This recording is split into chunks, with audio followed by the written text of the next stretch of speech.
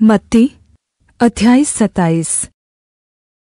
जब भोर हुई तो सब प्रधान याजकों और लोगों के प्राचीनों ने यीशु के मार डालने की सम्मति की और उन्होंने उसे बांधा और ले जाकर पिलातुस राज्यपाल के हाथ में सौंप दिया।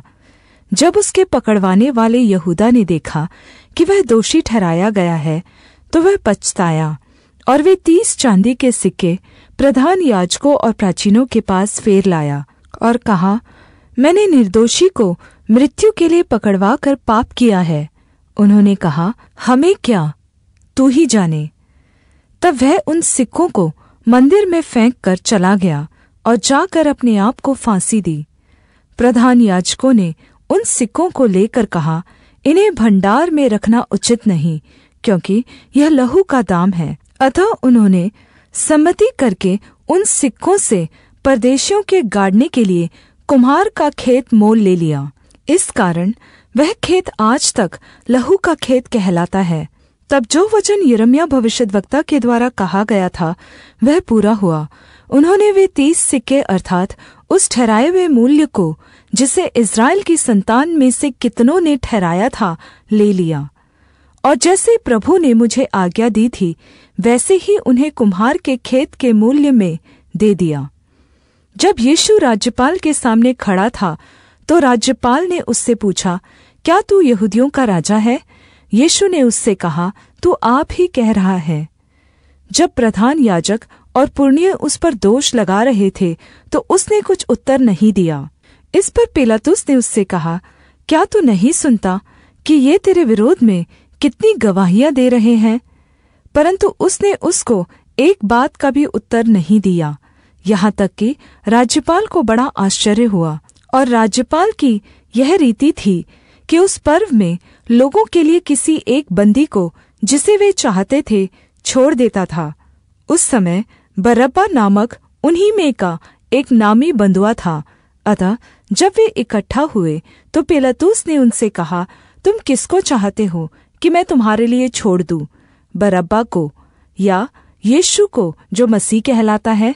क्योंकि वह जानता था कि उन्होंने उसे डाह से पकड़वाया है। जब वह न्याय की गद्दी पर बैठा हुआ था तो उसकी पत्नी ने उसे कहला भेजा, तू उस धर्मी के मामले में हाथ न डालना, क्योंकि मैंने आज स्वप्न में उसके कारण बहुत दुख उठाया है। प्रधान याजकों और प्राचीनों ने लोगों को उभारा कि वे बरअब्बा को मांग ले और यीशु को नाश कराए। राज्यपाल ने उनसे पूछा, इन दोनों में से किसको चाहते हो कि तुम्हारे लिए छोड़ दूं? उन्होंने कहा, बरअब्बा को। पिलातुस ने उनसे पूछा, फिर यीशु को जो मसीह कहलाता है क्या करूं? सब ने उससे कहा, वह क्रूस पर चढ़ाया जाए। राज्यपाल ने कहा, क्यों, उसने क्या बुराई की है? परंतु वे और भी चिल्ला चिल्ला कर कहने लगे, वह क्रूस पर चढ़ाया जाए। जब पिलातुस ने देखा कि कुछ बन नहीं पड़ता परंतु इसके विपरीत उपद्रव होता जाता है तो उसने पानी लेकर भीड़ के सामने अपने हाथ धोए और कहा, मैं इस धर्मी के लहू से निर्दोष हूँ, तुम ही जानो। सब लोगों ने उत्तर दिया, इसका लहू हम पर और हमारी संतान पर हो। इस पर उसने बरअब्बा को उनके लिए छोड़ दिया और यीशु को कोड़े लगवा कर सौंप दिया कि क्रूस पर चढ़ाया जाए। तब राज्यपाल के सिपाहियों ने यीशु को किले में ले जाकर सारे सैनिक उसके चारों ओर इकट्ठी की और उसके कपड़े उतारकर उसे लाल चोगा पहनाया और कांटों का मुकुट गूंथकर उसके सिर पर रखा और उसके दाहिने हाथ में सरकंडा दिया और उसके आगे घुटने टेक कर उसे उपहास में उड़ाने लगे, हे यहूदियों के राजा, नमस्कार। और उस पर थूका और वही सरकंडा लेकर उसके सिर पर मारने लगे। जब वे उसका उपहास कर चुके तो वह चोगा उस पर से उतार कर फिर उसी के कपड़े उसे पहनाए और क्रूस पर चढ़ाने के लिए ले चले। बाहर जाते हुए उन्हें शमौन नामक एक कुरेनी मनुष्य मिला। उन्होंने उसे बेगार में पकड़ा कि उसका क्रूस उठा ले चले। और उस स्थान पर जो गुलगुता नाम की जगह अर्थात खोपड़ी का स्थान कहलाता है पहुंचकर उन्होंने पित्त मिलाया हुआ दाखरस उसे पीने को दिया, परंतु उसने चख कर पीना न चाहा। तब उन्होंने उसे क्रूस पर चढ़ाया और चिट्ठियाँ डालकर उसके कपड़े बाँट लिए और वहाँ बैठकर उसका पहरा देने लगे और उसका दोषपत्र उसके सिर के ऊपर लगाया कि यह यहूदियों का राजा यीशु है। तब उसके साथ 2 डाकू एक दाहिने और एक बाएं क्रूसों पर चढ़ाए गए और आने जाने वाले सिर हिला हिलाकर उसकी निंदा करते थे और यह कहते थे, हे मंदिर के ढाने वाले और 3 दिन में बनाने वाले, अपने आप को तो बचा। यदि तू परमेश्वर का पुत्र है तो क्रूस पर से उतर आ। इसी रीति से प्रधान याजक भी शास्त्रियों और प्राचीनों समेत उपहास कर करके कहते थे, इसने दूसरों को बचाया और अपने आप को नहीं बचा सकता। यह तो इस्राएल का राजा है। अब क्रूस पर से उतर आए तो हम उस पर विश्वास करें। उसने परमेश्वर का भरोसा रखा है। यदि वह इसको चाहता है तो अब इसे छुड़ा ले, क्योंकि इसने कहा था कि मैं परमेश्वर का पुत्र हूँ। इसी प्रकार डाकू भी जो उसके साथ क्रूसों पर चढ़ाए गए थे उसकी निंदा करते थे। दोपहर से लेकर तीसरे पहर तक उस सारे देश में अंधेरा छाया रहा। तीसरे पहर के निकट यीशु ने बड़े शब्द से पुकार कर कहा, एली एली लम्मा शबक्तनी, अर्थात हे मेरे परमेश्वर, तूने मुझे क्यों छोड़ दिया। जो वहां खड़े थे उनमें से कितनों ने यह सुनकर कहा, वह तो एलिया को पुकारता है। उनमें से एक तुरंत दौड़ा और पनसोख्ता लेकर सिरके में डुबोया और सरकंडे पर रख कर उसे चुसाया।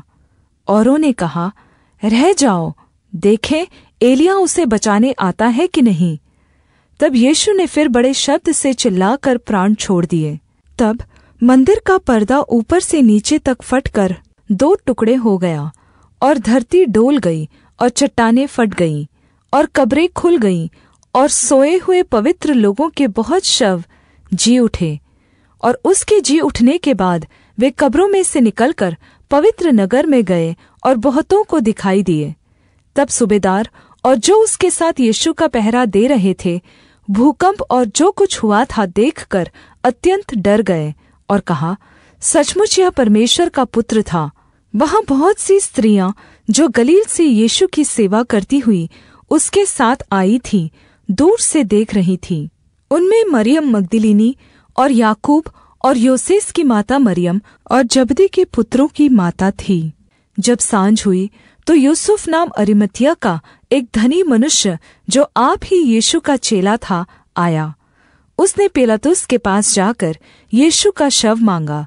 इस पर पिलातुस ने दे देने की आज्ञा दी। यूसुफ ने शव को लेकर उसे साफ चादर में लपेटा और उसे अपनी नई कब्र में रखा जो उसने चट्टान में खुदवाई थी, और कब्र के द्वार पर बड़ा पत्थर लुढ़काकर चला गया। और मरियम मगदलीनी और दूसरी मरियम वहाँ कब्र के सामने बैठी थी। दूसरे दिन, जो तैयारी के दिन के बाद का दिन था, प्रधान याजकों और फरीसियों ने पिलातुस के पास इकट्ठे होकर कहा, हे स्वामी, हमें स्मरण है कि उस भरमाने वाले ने अपने जीते जी कहा था कि मैं 3 दिन के बाद जी उठूँगा। अतः आज्ञा दे कि तीसरे दिन तक कब्र की रखवाली की जाए, ऐसा न हो कि उसके चेले आकर उसे चुरा ले जाए और लोगों से कहने लगे कि वह मरे हुओं में से जी उठा है। तब पिछला धोखा पहले से भी बुरा होगा। पिलातुस ने उनसे कहा, तुम्हारे पास पहरेदार तो है, जाओ अपनी समझ के अनुसार रखवाली करो। अतः वे पहरेदारों को साथ लेकर गए और पत्थर पर मुहर लगाकर कब्र की रखवाली की।